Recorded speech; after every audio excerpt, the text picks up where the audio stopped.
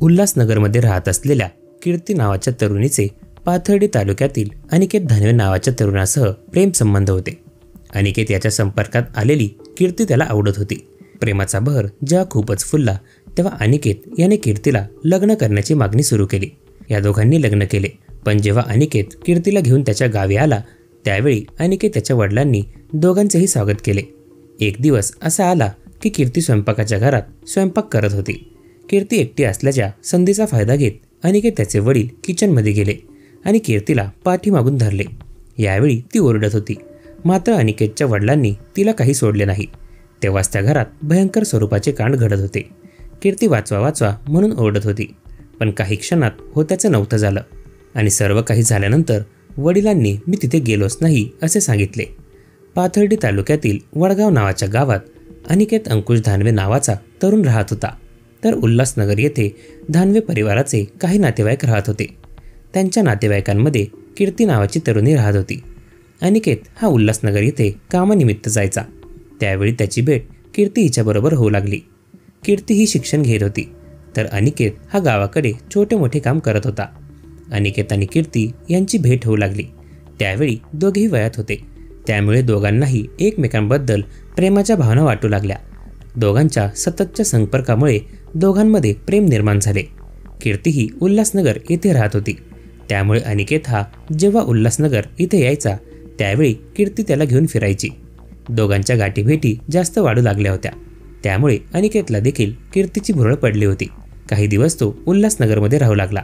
उल्हासनगरमध्ये राहत असताना आता कीर्ती त्याच्या जास्त जवळ आली होती। जवळ आल्यामुळे दोघांच्या प्रेमात अधिकच भर पडली होती। जे काही चालू होतं त्याबद्दल घरच्या लोकांना काहीच माहिती नव्हती।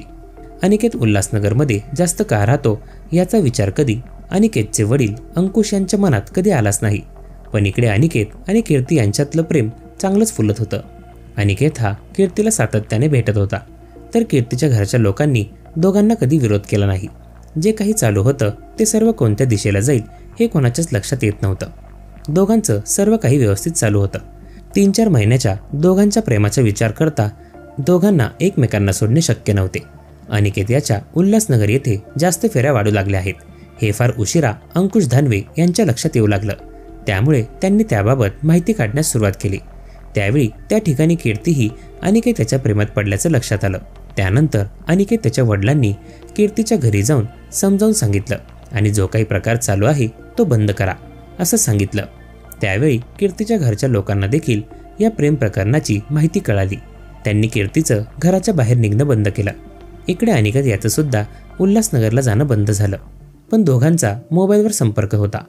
घरचे लोक आपल्याला लग्न करू देणार नाहीत, त्यामुळे कीर्ती आणि अनिकेत यांनी घरच्या लोकांच्या परस्पर लग्न करण्याचा निर्णय घेतला, कारण दोघांनी एकमेकांवर जीवापाड प्रेम केलं होतं, त्यामुळे दोघांनी एकमेकांना सोडायचं नाही असं ठरलं। त्यानुसार अनिकेत आणि कीर्ती यांच्यामध्ये ज्या काही हालचाली चालू झाल्या होत्या त्याची माहिती अनिकेत आणि कीर्तीच्या घरापर्यंत गेली होती।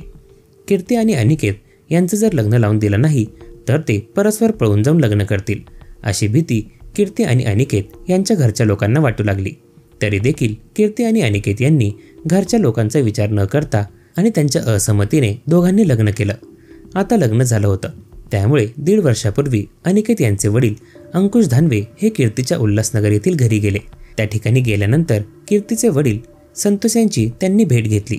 भेट घेतल्यानंतर दोघांमध्ये जे काही चालू आहे त्याविषयी चर्चा झाली आणि 1.5 वर्षापूर्वी अनिकेत आणि कीर्ती यांचे पुन्हा रीतसर पद्धतीने लग्न झाले। लग्न झाल्यानंतर कीर्ती पाथर्डी तालुक्यातील वडगाव या ठिकाणी सासरे आली। नवीन लग्न झालेले होते, त्यामुळे घरातील वातावरण कसे आहे याबद्दल तिला कळायला थोडा वेळ लागणार होता। पती असलेला अनिकेत हा घरी असल्यामुळे कीर्तीच्या प्रत्येक प्रश्नाला तोच उत्तर देऊ लागला। कीर्ती घरात आली तेव्हा घरात सासू करुणा, सासरे अंकुश आणि तिचा पती अनिकेत एवढेच त्यांचं चौकोनी कुटुंब होतं, त्यामुळे नव्याने सुरू झालेल्या संसाराला आनंदाने सुरुवात झाली होती। पण यामध्ये एक त्रुटी जाणवत होती। लग्न झाल्यापासून अनिकेत याचे वडील अंकुश यांच्या चेहऱ्यावर कसल्याही प्रकारचे हास्य दिसून येत नव्हते, कारण त्यांच्या मनामध्ये एक प्रकारची आडी निर्माण झाली होती।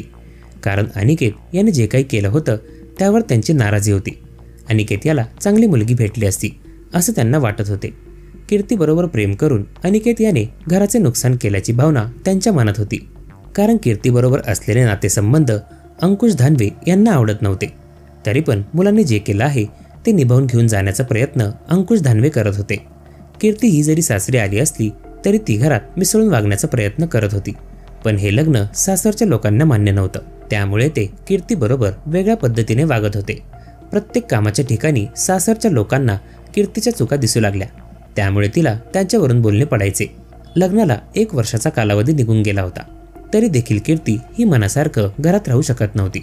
तिच्या मनात एक प्रकारची भीती होती की आपल्या बाबतीत सासरचे लोक वरवर प्रेम करतात, पण खरं तर त्यांच्या मनात द्वेष आहे. त्यामुळे ती अनिकेतजवळ जेव्हा हा विषय काढायची त्यावेळी अनिकेत देखील तिच्या बोलण्याकडे दुर्लक्ष करू लागला होता. ज्या कीर्तीवर अनिकेत हा जीवापाड प्रेम करत होता तीच कीर्ती आता त्याला अडचणीची वाटू लागली होती. त्यामुळे कीर्तीला देखील अनिकेत विषयी मनामध्ये असलेलं प्रेम कमी होताना दिसू लागलं होतं. मंगळवारचा दिवस होता. दुपारच्या वेळी शेतातील छप्परमध्ये कीर्ती स्वयंपाक करत होती. त्यावेळी तिचे सासरे अंकुश त्या ठिकाणी आले. त्यांनी आजूबाजूचा अंदाज घेतला आणि छप्परमध्ये प्रवेश केला.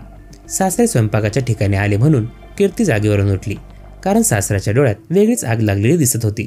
त्यामुळे कीर्तीला काहीतरी वेगळं घडणार असल्याची चाहूल लागली. काही वेळातच सासऱ्यांनी तिला पाठीमागून पकडले. कीर्तीही सोडा सोडा म्हणून ओरडू लागली होती, पण सासरे तिला काही सोडण्याच्या मूडमध्ये नव्हते. आज तुझा कार्यक्रमच करतो असे म्हणत त्यांनी कीर्तीला खाली पाडले आणि थोड्या वेळातच बाहेर आले. काही वेळातच सासू आणि पती अनिकेत हे छप्परमध्ये गेले. तेव्हा छप्परमध्ये आग लागलेली होती. या आगीत कीर्ती जळू लागली होती. पण जे काही झालं होतं ते कशा प्रकारे झालं होतं याविषयी फक्त सासरे अंकुश यांना माहिती होती. काही वेळातच कीर्ती सर्वांना सोडून निघून गेली. जेव्हा ही बाब कीर्तीच्या घरी कळाली त्यावेळी कीर्तीच्या माहेरकडील लोकांनी वडगावकडे धाव घेतली. तोपर्यंत पोलीस प्रशासन हे घटनास्थळी पोहोचले होते. त्यावेळी कीर्तीचे सासरे यांनी मी छप्परमध्ये गेलो आणि बाहेर आलो एवढंच सांगितले. पण जेव्हा प्रत्यक्षात कीर्तीचे वडील संतोष हे गावात आले त्यावेळी त्यांनी अनिकेत आणि कीर्तीचे प्रेम प्रकरणातून लग्न झाले होते. ते लग्न सासरच्या लोकांना मान्य नव्हते. त्यामुळे त्यांनी कीर्तीला अशा प्रकारे संपवल्याचं सांगितले. त्यानुसार पोलिसांनी कीर्तीचा पती अनिकेत, सासू करुणा आणि सासरे अंकुश धानवे यांच्या विरुद्ध गुन्हा दाखल केला. या प्रकरणाचा अधिक तपास पाथर्डी पोलीस करत आहेत.